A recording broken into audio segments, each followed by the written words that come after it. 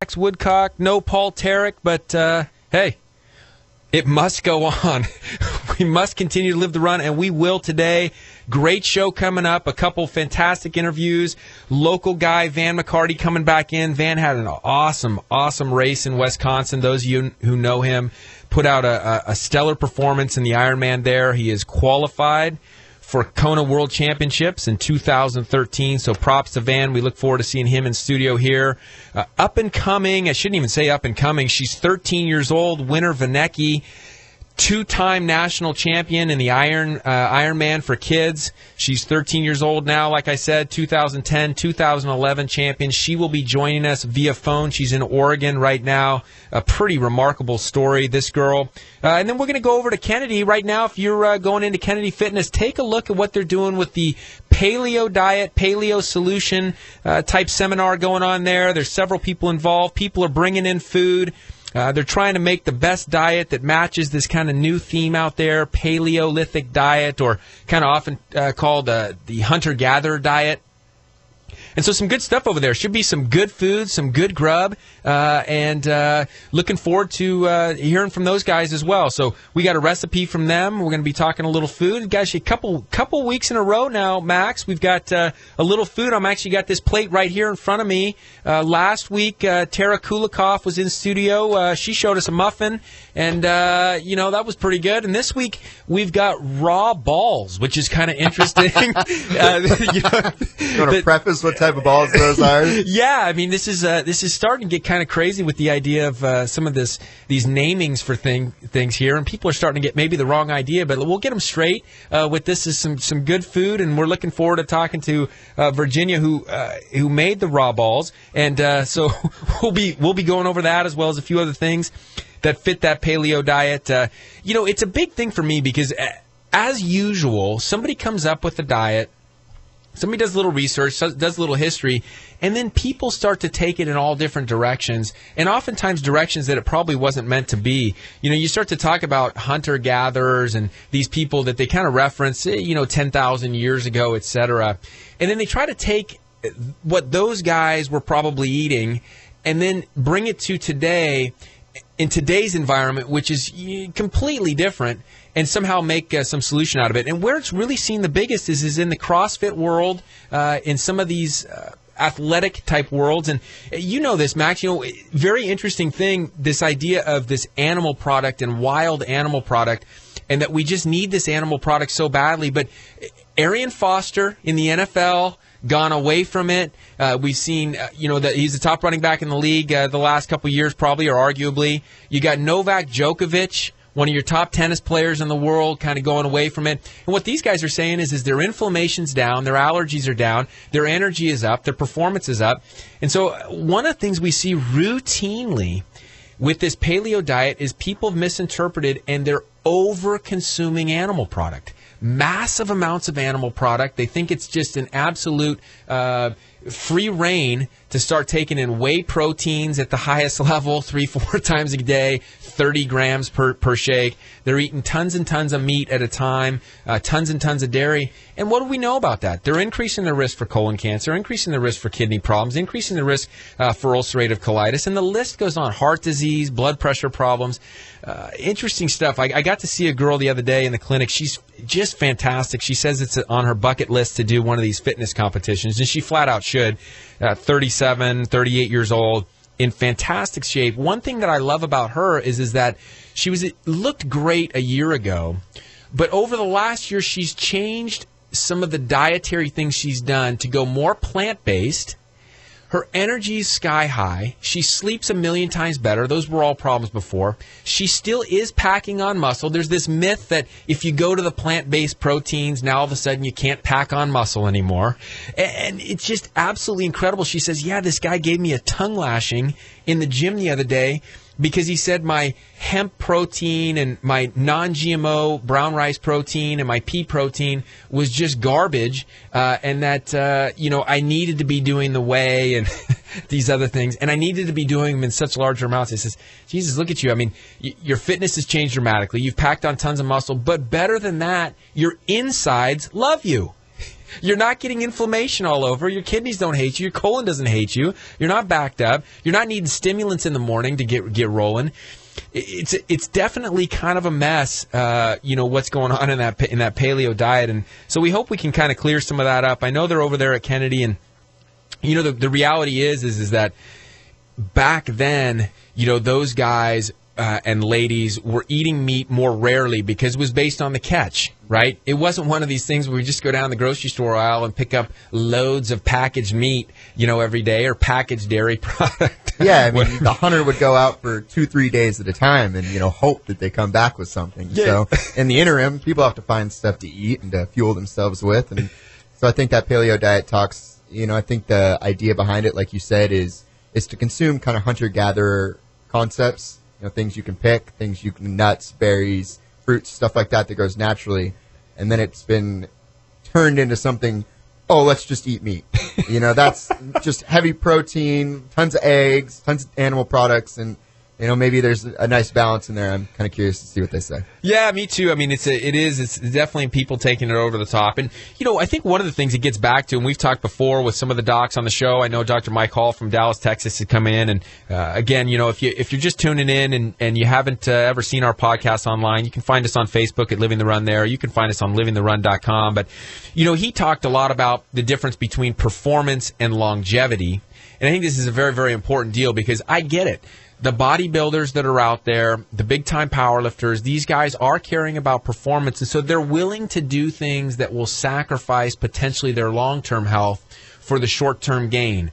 But most people, especially most of us Living the Run listeners here, we're looking to perform on a high level, but we're also looking for longevity. We're also looking to perform for a long period of time. We don't want to get to 60, 70 and have chronic conditions down the road due to something we did. And so we see that with the plant-based diet over and over and over again. And it's not to demonize animal product per se, but the studies go on and on and on. When we abuse animal product, we abuse our body and we abuse our organs, and we start to create stress on the system and stuff that, just simply isn't necessary. And the other thing that happens with animal product, of course, as everybody knows, is that it's an absolute disaster, animal product is, as far as kind of some of the poisons that are involved with these things now. And we see them heavily in the animal-based protein shakes. We see them heavily in the non-organic meats, as we talked about an article last week in the paper. And so stuff starts to get kind of leery there when you start to look at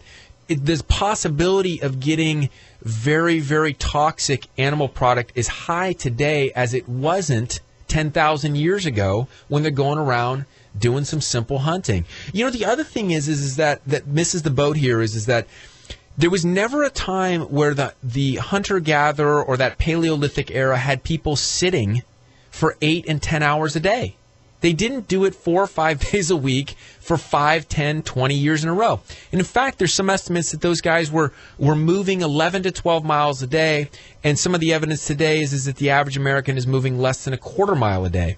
These are huge, huge differences in the metabolic activity of someone and what they're going to need nutrient requirement-wise. So it starts to get a little bit crazy here with some of these things, and we want to make sure we clear it up so that when people eat this type of animal-based product or they're choosing their diet, they're choosing stuff that also brings them longevity for the long run. And I think we're going to see that with a couple of the recipes that we should hear about from some of the folks out there. So what we'll do is it looks like Van McCarty is here. We're going to bring him here into studio in just minutes. Again, Van McCarty, the latest qualifier local for 2013 World Championships in Kona. Look forward to more with Van in just moments. You're listening to Living the Run on ESPN Radio 1280 The Ticket.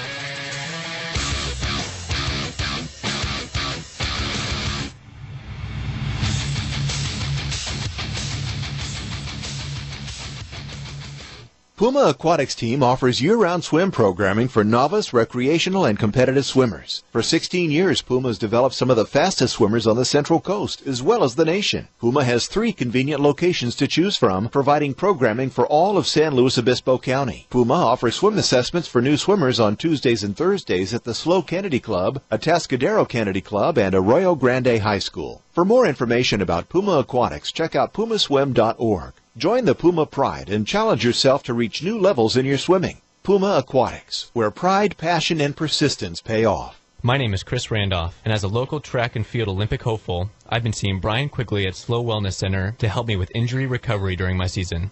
Brian has not only helped me with some very extensive injuries, but has also educated me on the specifics of how my body moves when I compete. His knowledge and touch has helped me achieve personal bests in my competition and has also helped me in injury prevention. Becoming a wellness patient of his has helped me stop my injuries before they start, making time spent recovering shorter, leaving more time spent training for my goals. From injury prevention to wellness, Brian understands the patient and holistically helps them achieve their personal health-related goals. So check out Brian Quigley at peakperformanceslo.com and find him on Facebook and comment a response to this ad and get a complimentary 60-minute massage. Hey guys, Paul Tarek from Living the Run here. As a former Olympian, there is only one place myself and fellow athletes go when it comes to chiropractic care on the Central Coast.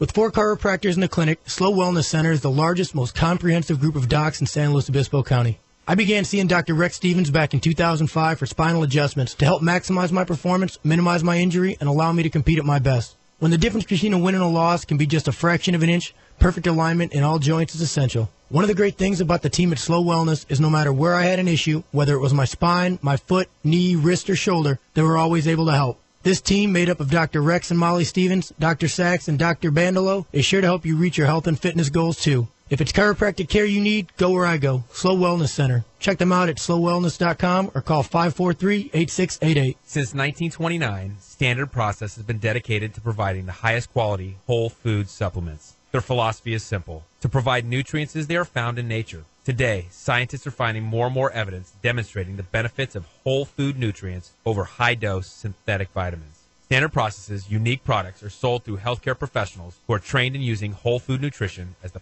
first line of defense for the body. Visit www.standardprocess.com for more information or to find a Standard Process healthcare practitioner near you.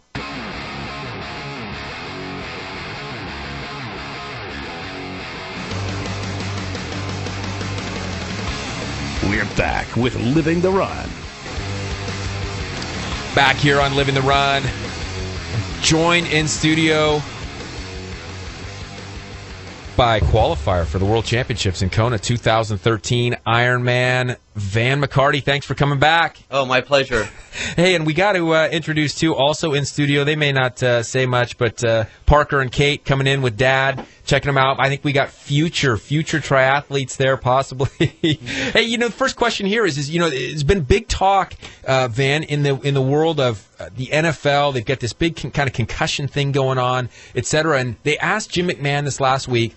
They said, Jim, would you want your kids to play football? And he said, I would steer them away. So let's ask you. Mm-hmm. It's a treacherous world, the world of Ironman, the world of triathlons. You want your kids to participate in it? Is it something you kind of gear them to, or are you just kind of saying, hey, let's go out and have fun, and what they do, they do? Yeah, I'm the second part, definitely. I'm always a proponent of getting them out there, doing something, exercise, get their body moving. But more importantly, it's, even for me, I don't really care if they take it from a competitive aspect or just go and have fun. They love riding their bikes, running around, and if it's something they aren't driven to do as far as competition-wise, that's really great with me as long as they're enjoying what they're doing. Our daughter, she's a dancer. She loves to dance, and so to me, that's pretty much her sport. She does it 5 hours a week, so to me, that's her sport. So from that side of it, I'm fine with. Football, yeah, I would not prefer either one of our kids doing football, but I will say as far as the treacherous part, that definitely anytime you're out there, whether it's football, baseball, cycling, you are kind of exposed to some kind of risk. Although I do feel, unlike football, say something like cycling, you do have a bit more control over the situation.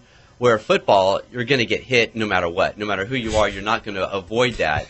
Where I feel like in cycling and things like running and swimming, of course, you can put yourself in a more safer environment, I think. Yeah, no question about that. Let's kind of talk about your race a little bit. Absolutely fantastic statistics coming out of Wisconsin, Madison, Wisconsin. Third in your age group, 25th overall because there was pros in the events, 9 hours, 39 minutes, 20 seconds. Fourth best marathon overall, which this is like big stuff because people don't quite get it. You work full time. You had the fourth best marathon overall at 2 hours, 58 minutes. The only people to beat you were pros, guys that don't work all the time. Right. Fantastic stuff. Congratulations. Yeah, That was a big run. Yeah, it's a lot of work. compare the run in Wisconsin to the run here at Slow's first marathon this last year. Oh, almost completely different in many regards. Taking the fact that you've already swam and biked many hours out of the mix, the course was a lot different here. The race in San Luis was just this great, big 26.2 mile loop. You got out in the wine country and the rollers. Just a big, long, nice run. Where in Wisconsin, they tried to lump as much as they could right into the downtown Madison area and through the University of Wisconsin. So you're doing 2 laps of 13.1 miles each, but you're constantly zigzagging through town, through campus, through trails, which was kind of nice because you're making a lot of turns, but it's not suited for a fast course where you can just run because you're constantly changing directions, making a U-turn. You even ran through the football stadium, which was kind of cool because it's this massive 80,000 seat arena, which of course we don't have here. But so it's a completely different course. That one's more geared towards spectators because everywhere you went there were people everywhere. Where the marathon, like most marathons, are just about running the event. Got it. I think they talked about that a little bit, right? At the marathon in the Olympics is a little bit more zigzag, a little bit more turns, and you even saw some of the guys getting hurt. A couple guys actually went down, a bunch of guys pulled out, and again, not expecting those fastest times. Right. It almost sounded like you kind of liked that type of race a little bit with a little bit more zigzag. Is it mentally different? I mean, when you get to have more turns, the mental focus may be a little bit different than when you just got the long straightaways? Definitely agree with you. Some people, especially probably your more marathon runners, would prefer a course like San Luis where it's just you just run and you can kind of just lock in a pace and go.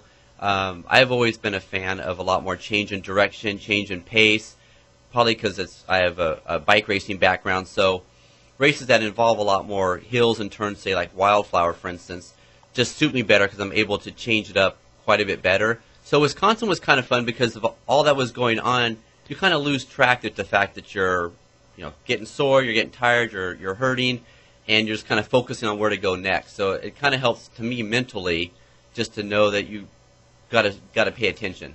Talking to Van McCarty here, latest qualifier for the World Championships in Kona next year, Ironman 2013. It's got to be a question, when we start to think about what do the aid stations look like in Wisconsin? I mean, I was out in Wisconsin, a couple years ago doing a wedding for a buddy of mine.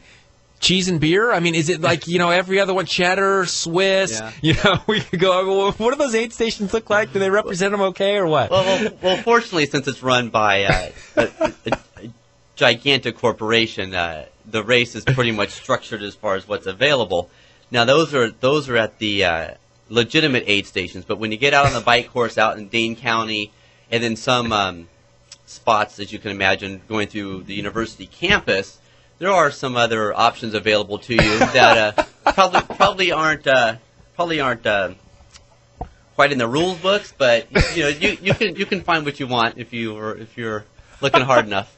Hey, so last week we had Tara Kulikoff on the show, and she talked. We kind of talked a little bit in the break about your nutrition. She said that she was maybe going to get together with you before the race. Right. For those who hadn't heard Van, the last time he was in here, he kind of went with the whole cup of coffee before the marathon at Slow.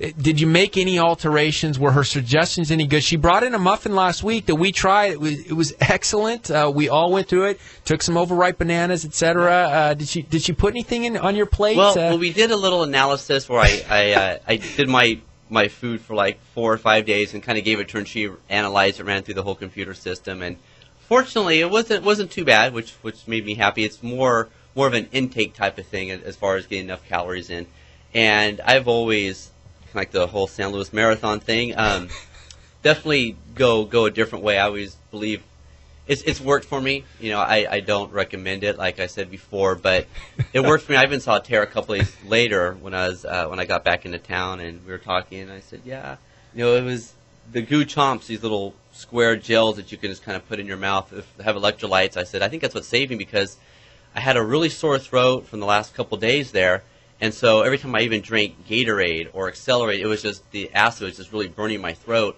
And I told her, during the whole race I maybe took in 1,200 calories. And it was just, I just couldn't, nothing, I didn't want anything. And so it was, I knew then I was kind of treading on thin ice, but I trained that way so the body gets kind of used to it. Yeah, folks, a reminder, Van was out there for over 9 hours, and he only put in 1,200 calories, going at a rapid pace. Again, a 2:58 marathon is flying. Hey, I want to ask you, is there any chatter among these elite athletes in the triathlon world about Lance Armstrong? Not necessarily about his cycling, but what I thought was really neat is that he was going to enter the world of triathlon and just, again, another big presence, somebody that was going to bring more people into the sport. I mean, again, here on Living the Run, one of the things we're trying to do, and like you said about your own kids here, trying to get people active, trying to get them to participate in events, and it seemed like he was going to be such a good guy for that. What's the chatter on that? I think it's probably pretty universal across the board, probably the same as the cycling world is. Guilty or not, I think the way it was approached by the U.S., it was kind of like they targeted him and they didn't really want to let it go, because he certainly isn't allegedly the only one. It's kind of the way it seems the sport seems to evolve. So it's a shame that they picked on him. But Chris McCormack, actually a former 2-time winner at Kona, and he was coming back to Kona this year. He took a little bit of a break. He's in his upper 30s as well. And he wrote a great article just saying how disappointed he was, because when he heard Lance was coming back, it made him want to train harder, because he wanted to beat Lance. He's like, I don't want Lance to come into a race that I've owned for years and beat me. I'm going to step it up. So he was really disappointed when he wasn't allowed to do Kona. Yeah, I mean, to me it seems like Lance is just such an icon for getting people out there. Definitely. His Live Strong company, and to me it's just so disappointing. Take the titles away, take whatever you want. Everybody knows who won those races, but let him continue to inspire people and get people more out. I mean, more fans would come, more people would probably get involved, and we'd have a big change in health status, because people would be changing their lifestyles. Oh, definitely. Yeah, it's a tough thing there. It is, it really is. So now you qualify for the World Championships 2013. Yes. It's kind of an interesting thing. Another thing we always spout here on Living the Run is talking about the calendar. We've kind of mentioned City to the Sea in about a month. We got Morro Bay Triathlon coming up here. Again, people signing up for a slow marathon already next year, next spring. Looking ahead to it, now you got a year to come up by, October 8th or whenever Kona is up coming up. How do you approach this next year? How do you approach the races coming up? How do you approach it different than a year like this year, where you weren't going? Yeah, next year definitely going to have to be more careful in calendar planning. Typically, I come across an event that looks appealing to me, and I'll kind of just jump in and do it, it can be good and bad. So for Kona, I definitely have a couple races planned that are spaced out evenly leading up to the race. So for me, the spring will be probably pretty normal, and then the summer I have a couple races I'll do, but it'll still be geared towards Kona. And it's kind of hard to quantify, because when I went to Wisconsin, my main goal was to qualify for Hawaii, and I knew that was going to be really hard to do. So that was my primary focus. Where in Kona, I know on the best day ever, I'm not going to be anywhere near the front. It's just the competition's just unlike anything. So knowing that, I don't have this pressure where I got to have, I got to get out of the water in so much time. I got to finish my bike split at a certain time. I'm going to race as hard as I can, but just knowing that the chances of getting even top 20 in my age group are going to be a stretch. Now, is that top 20 guys non-pros, right? Non-pros. Non-pros? Yeah. But I bet you can sneak in there on that run. I gotta think you're going to be in there on the possibly, run. All I can say is the last time I did Hawaii, which was 2007, I had a good race. I was still fairly new to doing those races, and I came in like at 9 hours and 50 minutes, and I was 42nd in my age group and like 350th overall. So it's very humbling. The guys that were winning my age group, granted, in my age group, you still get some former pros that are racing, so they're in great shape. But you look at some of these people, and you just, where they come from. And it's all I can say is, where they come from. I mean, like the guy who won my age group in Wisconsin this year, he was 10th overall, and he was a former pro. So you get some of these people kind of coming in, and it's just I have no problem with it. You just really can't compete with them. So you got to take that when you go to races like Kona, knowing that this is a whole different playing field. Yeah, totally. And I think maybe just an appreciation for great athletes. Oh, definitely. It's got to be so fun to be out there. We talked with Chris Randolph, local decathlete, who was on the track this last U.S. Olympic trials when Ashton Eaton set the world record. And it's just to be out there. Yeah, you got beat, but it's an amazing thing to be out there, and I think an appreciation. Yeah. So awesome stuff, Vanna. We always love having you come in. We love following you. We look forward to following you this next year. Yeah, certainly. Coming up to Kona, it's going to be a great stuff. Congratulations. Incredible stuff again. Fourth best marathon, 2:58. Running 2:58 after that bike and swim is pretty impressive stuff. It was, like I said, it was a great day, that's for sure. Hey, I wanted to, not to end on a somber note, but I thought it was important. I know a guy that you have been trained a little bit with, Dr. Damian Hortzman. Unfortunate accident today, Ironman in Arizona, and he was passed away getting hit on a bike today. And I know 2 kids and a wife, and it's just tough to lose a guy like that. I'd just like to say for all of us that are out there running and biking, be careful. For those of us driving, pay attention to where you're driving. Accidents happen. Nobody's blaming, but it's a tough deal. And it is. We love San Luis Obispo because we have the opportunity to see so many people out biking and running and skateboarding and doing active stuff. And we just want to be aware and be careful and allow ourselves to keep doing that. So definitely. Yeah. And be smart. And be smart. And so let's just have a couple seconds here, lift our thoughts up. We'll have 5-10 seconds, a moment of silence here for this family. Dr. Damian Hortzman, we're thinking about you, praying for you and your family, and just wanted to lift those guys up.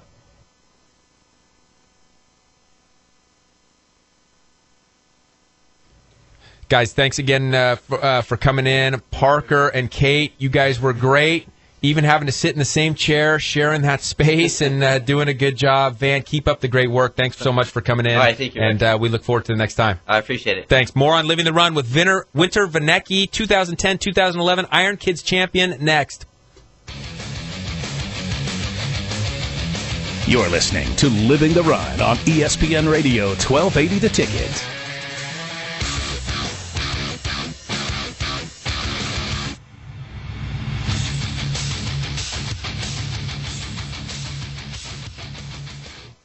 When I was your age and we went camping, Grandpa always told ghost stories. Were they scary? They sure were. Ooh, tell me one. Create memories that your son or daughter will never forget. Take them camping, hiking, or fishing. But before you go, get everything you need at Four Seasons Outfitters. Okay, let's see if I can remember one. Oh, yeah. A father and son were camping. You mean like us? Uh-huh. And not far from where they were was a spooky old shack. Is that where the ghost is, Dad? You'll find backpacks and tents, freshwater and deep-sea fishing equipment, campfire cooking supplies, guns and ammo, everything you need for your next adventure in the great outdoors. Anyway, everything is quiet when all of a sudden, out of nowhere, they hear a voice. Hey, guys. Ah! What's wrong? I was just bringing marshmallows from the kitchen. Even if the adventure is in your own backyard. Four Seasons Outfitters, your outdoor adventure headquarters for more than 25 years. 432 High Cara, San Luis Obispo. Hey, honey, can you leave the back porch light on? Folks, when it comes to the health of my teeth, I will not compromise, and neither should you. It's time you go where my wife and I go. Go see Dr. Ryan Ross. I get it. Not everyone loves a dentist, and heck, even a few of you out there are scared to death of these offices. Bad past experiences? Well, you ever had a bad haircut? How about a bad meal somewhere? You didn't stop getting your haircut, and you certainly didn't stop eating, so stop ignoring your teeth. Dr. Ross's gentle approach, calming demeanor, and office full of upbeat staff put your dental fears to rest. Conveniently located in a great little house on Marsh Street downtown, Dr. Ross's office exudes the highest level of professionalism, mixed with an atmosphere much like your own home. Look, nobody's in a rush here. It's not a get 'em in, get 'em out atmosphere. Every time I'm in Dr. Ross's office, it's like I'm the only guy that matters. No distractions, just full focus on my oral health. If you're interested in the highest quality in dental care and want to walk out of the office every time with a smile, call Dr. Ryan Ross today, 541-5800.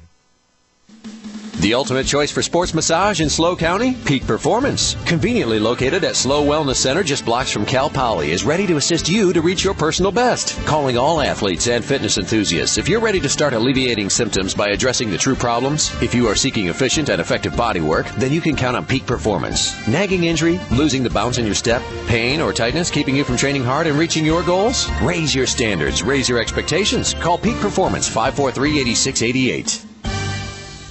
Puma Aquatics team offers year-round swim programming for novice, recreational, and competitive swimmers. For 16 years, Puma has developed some of the fastest swimmers on the Central Coast, as well as the nation. Puma has 3 convenient locations to choose from, providing programming for all of San Luis Obispo County. Puma offers swim assessments for new swimmers on Tuesdays and Thursdays at the SLO Kennedy Club, Atascadero Kennedy Club, and Arroyo Grande High School. For more information about Puma Aquatics, check out pumaswim.org. Join the Puma Pride and challenge yourself to reach new levels in your swimming. Puma Aquatics, where pride, passion, and persistence pay off.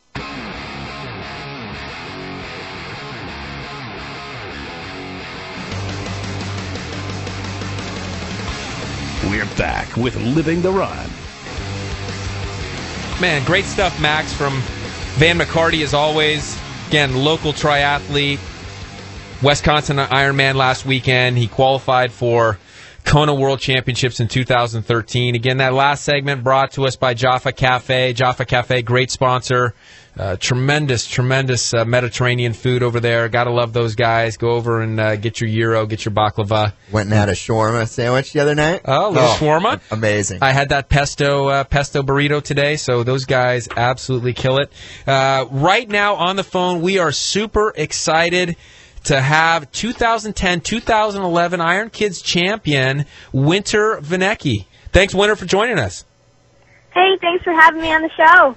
Hey, talk to the listeners a little bit here. It's absolutely amazing. Every time I talk to you, and it's just been a couple of times, something new pops up. I call you yesterday, and you say, hey, can I call you back? I'm in the middle of a 20-mile run.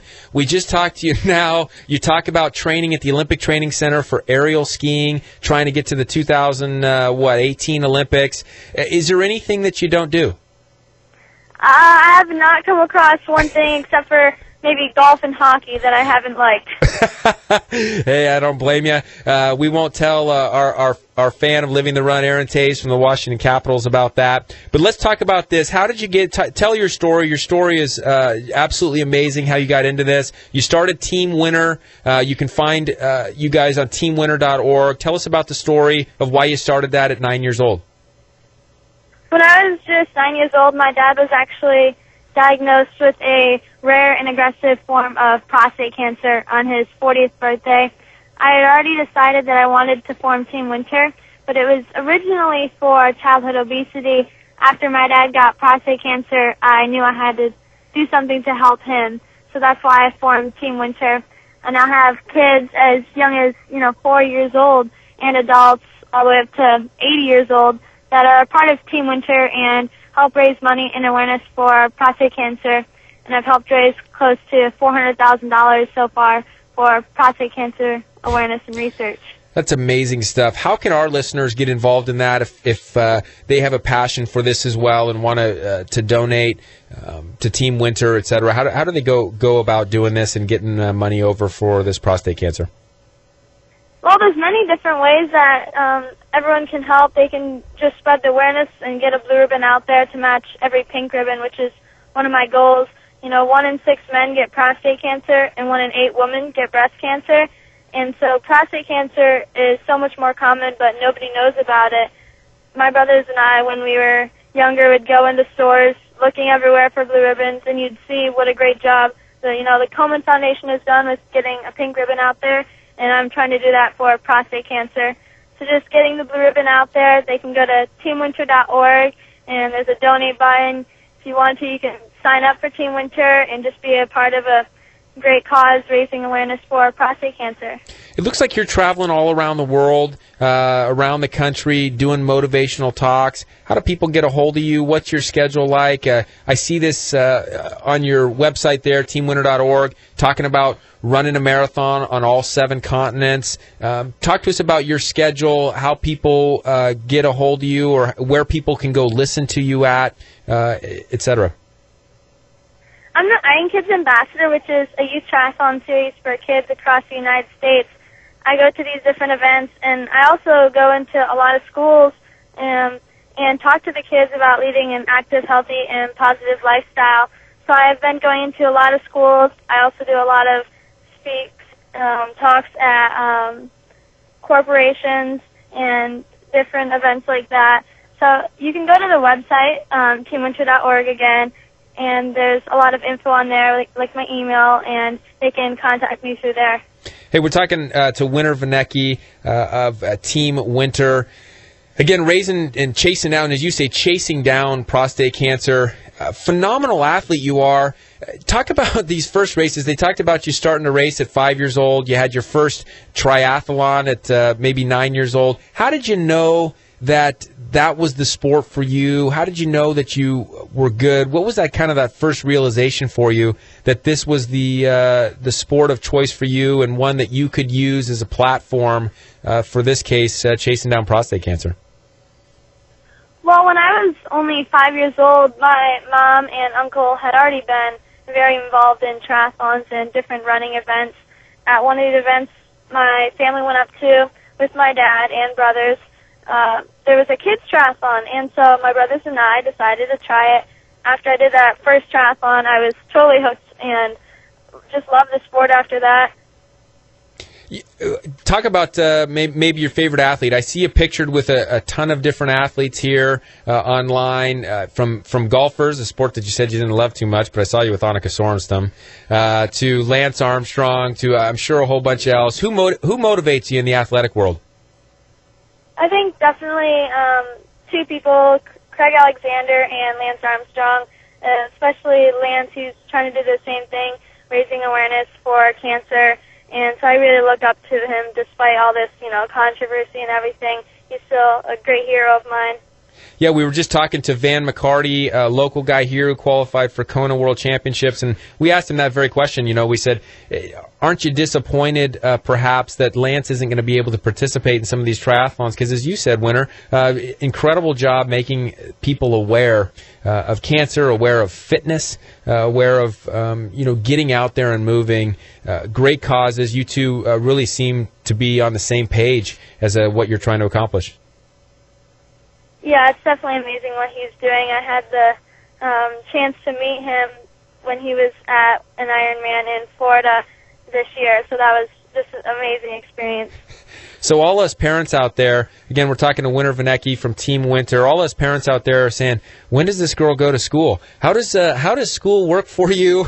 I know your schedule seems absolutely amazing. You're out doing talks, you're competing, you're training, you're traveling the world. How does school work for a 13-year-old doing all this stuff? I'm actually training training up to 6 hours a day some days at the Olympic Training Center in Park City, Utah for aerial skiing. So that alone keeps me busy, and then on top of getting my long runs and training for some triathlons. So my schedule is definitely really packed. I'm actually online school through Stanford University. They have a online high school program that I've been doing for the past year now, and this will be my 2nd year. So it's basically through a program through Skype. I can see all the instructors and the kids from around the world that are in this program, and it just allows my schedule to be a little easier. Man, that sounds like a cool school program. Very, very neat. Producer Max Woodcock wishes he had a school system like that. Where are you off to next? You mentioned going to Kenya next. What's happening out in Kenya? After I did my first Olympic distance triathlon when I was 9, that was the last big thing I've done, and I was flipping through the pages of Guinness Book of World Records a few years ago in my house, and I came across the record that was the youngest person to do a marathon on all 7 continents. I immediately pointed at that page and told my mom, I want this record for my dad. This year we finally starting that dream to come true. I did my first marathon in Eugene, Oregon, in 3:45. So that was my first marathon of my World Marathon Tour. Like you were saying, my next one coming up is in Kenya, September 29th, very soon. We run in with the Kenyans and supporting also girls in Kenya to get an education, to get to high school, because I think only a few percent get to actually go to high school there. It's going to be an amazing experience, and I can't wait to go to all these different places, like the Galapagos Islands in June, and then actually Antarctica before that in March, and then I'll be finishing my World Marathon Tour in Athens, Greece, on the original course of Phidippides. Hey, you having any fun? Oh, yeah, I'm having a lot of fun. The one thing that people don't realize is that it's also a lot of hard work. You know, some people will say, oh, you're so lucky to do so much traveling. It must be so awesome to be you. But it's a lot of fun a lot of times, but they don't realize how much sacrifices I have to make also. Well, yeah, just in talking to you a little bit, I mean, your schedule seems so full. We worry about the burnout. How do you keep either the cross-training going or keep other things going so that burnout doesn't happen? Because, you know, in the athletic world, it's easy to do. You're training 6 hours a day for the aerial skiing. You got the triathlons you're training for, et cetera. Where do you find the balance? Where do you find the kind of relaxation as a 13-year-old? I think definitely the cross-training comes in a lot of help. You know, I'm not just doing one sport. I'm not just, you know, just running or just swimming or biking or just aerials. I'm doing everything, and it's a combination of a lot of things, you know, rock climbing on the side for fun and water skiing and things like that make it a lot of fun and keep me from getting, you know, this burnout. But another thing people don't realize is that you can't get burnout of, you know, your dad. This is when I'm running, I'm with my dad, and you don't get, you know, tired of being around your dad. So this is, that's what keeps me motivated and keeps me going. If I save one life, then that's all worth it. That's absolutely brilliant stuff.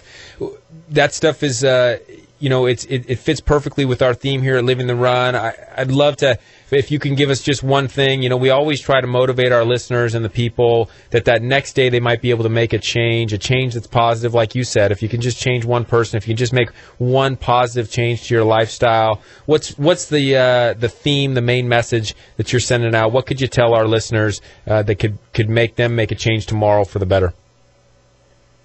I think the main thing is to not only race for yourself or do anything for yourself, but choose a cause and race for that cause, and most importantly, never give in.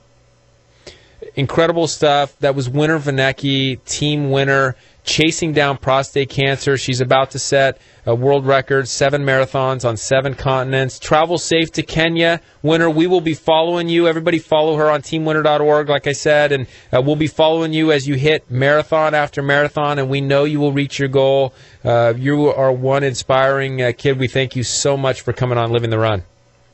Thank you very much. You can also follow Team Winner on Facebook and Twitter also. We will follow you on Facebook and Twitter also. We'll put up our link tonight. Sounds good. Thank you very much. Thanks, Winner. Remarkable stuff, Max. That is, I don't even know what to say. Wow. That girl, I mean, if she is 13, which I'm questioning, incredibly mature. Incredibly mature, but it sounds like she's having a ton of fun, and it's just absolutely incredible. I really do imagine as she's running, as she's competing, she is visualizing her father at all times, and it's absolutely amazing. I've always loved the quote, vitality equals the vividness of your vision.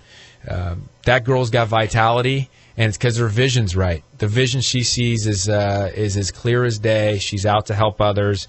Incredible interview from that girl, Winner Vannecke. Yeah, and even like she talked about how, you know, I want this record, you know, not for me, but for my dad. But even still, she's going to Africa, and she's doing it to help raise awareness about education. Like, this is a 13-year-old. You know, most people don't think about that through the course of their entire lives. Yeah. prostate cancer, education, getting fit, obesity was another cause. She's making a huge difference, already over $400,000 for prostate cancer. Brilliant kid, and we're just so thankful to have had her on. Hey, we're going to finish the show going out to Kennedy Club Fitness. We're going to talk a little bit about this paleo diet. We'll finish there, maybe get a little nutrition tip from those folks over there. Participate in Paleo Solutions. You're listening to Living the Run here on ESPN 1280, The Ticket. You're listening to Living the Run on ESPN Radio 1280 The Ticket.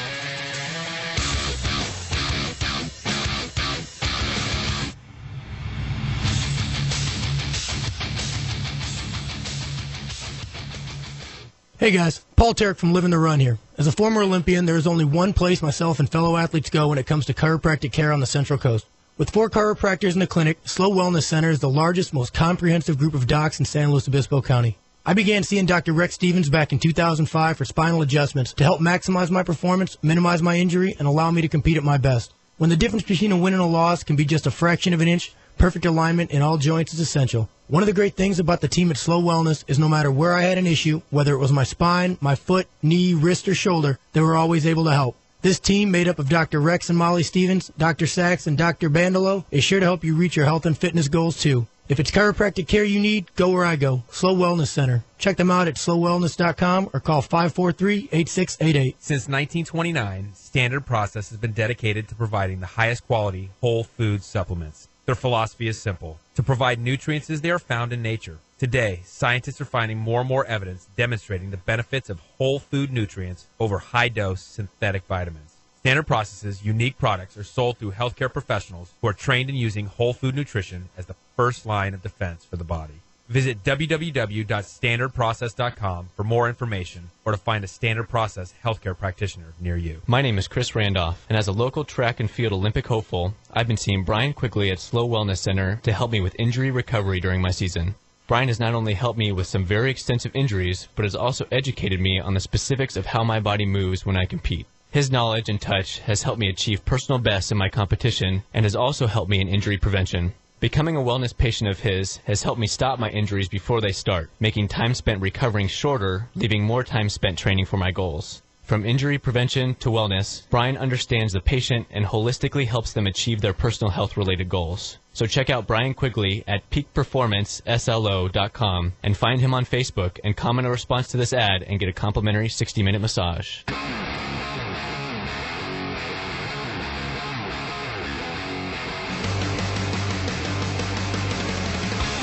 We're back with Living the Run.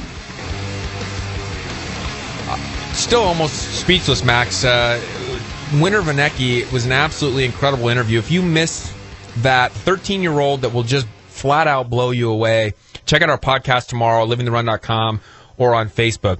Quickly, we're heading over to Kennedy Club Fitness. We got Virginia Merrim on the phone. You got a bunch of paleo folks over there, Virginia. How's it going? Nobody's throwing any spears at anybody, is there? Not yet, but my balls are all gone. First to go. Wow, the balls are gone. It's absolutely amazing. I was just about to put ball in my mouth. We have to be very careful about the way we talk about some of this food. Is getting kind of crazy. Last week, Tara showed us her muffin. Now we got balls going in the mouth. And they're raw balls, too, right? They are raw balls. I don't know if they top Tara's muffin, but I think I might have good competition. They're pretty popular. It does seem like good competition. Good. I'm glad everybody must be well fed over there and nobody's getting too agitated looking for more food. No, we don't have anything crazy going on. But the nice thing about my raw balls is that they have no gluten, no dairy, and they're completely raw. So there's no sweetener, no honey, no maple syrup, and no one believes me. It's brilliant stuff. So right now I'm going to take a taste of that raw ball. Tell me what you think. Is it appropriate sweetness, texture? Tremendous competition for Tara's muffin. There's no question about that. Who knows? This may be our last show after this kind of conversation. But anyway, talk to us about the 3 things we're looking at in the recipe here. We're going to put this recipe online for the listeners. But really kind of a true paleo recipe, if you will, not one that's just loaded down with 50 grams of animal product. But we do have a little bit of animal product. Talk about that wild salmon bruschetta first. Yes, the wild salmon bruschetta, I actually do a traditional bruschetta, meaning I don't cook it. So I'm actually fermenting, preserving my tomatoes. We gather a lot of tomatoes, don't want them to go rotten, so I put them with some sea salt, some vinegar, lots of spices, lots of fresh herbs. I stick them in a carrot jar and let them sit for about 3 days. That really saturates that flavor. It brings out the nutrient denseness of the food. And then at the very end, I poach salmon, and I put it in there.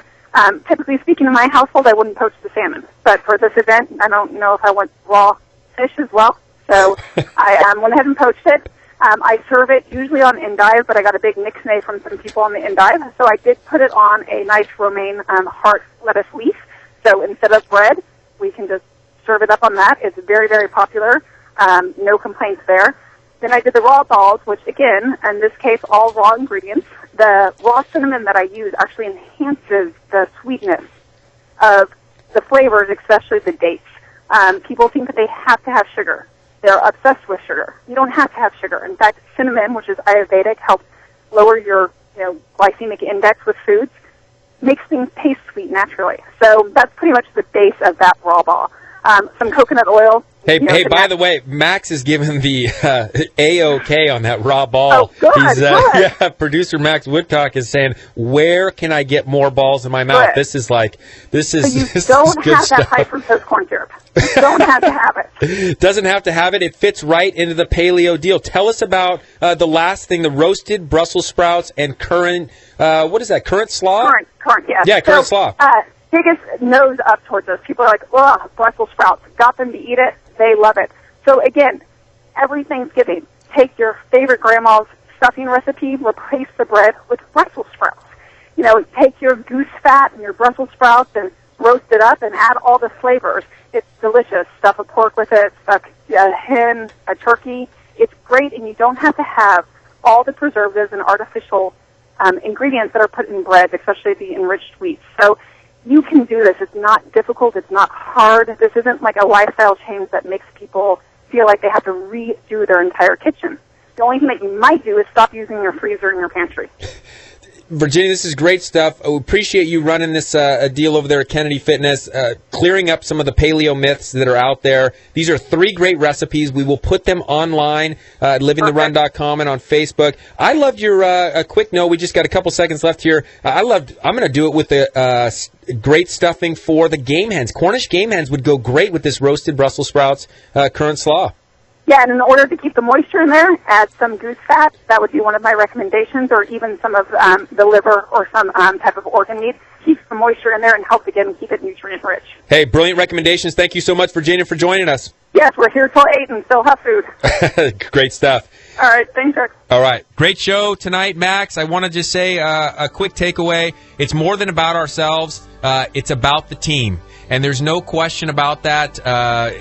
Winter Vanecki, incredible stuff. Van McCarty, thanks so much for joining us. Thanks to our sponsors, Left Coast T-shirts and Jaffa Cafe for giving out those nice gifts here. Next week, still no Paul Tarek, but Adam Melhuse back to pinch hit. Live healthy, live bold, live the run.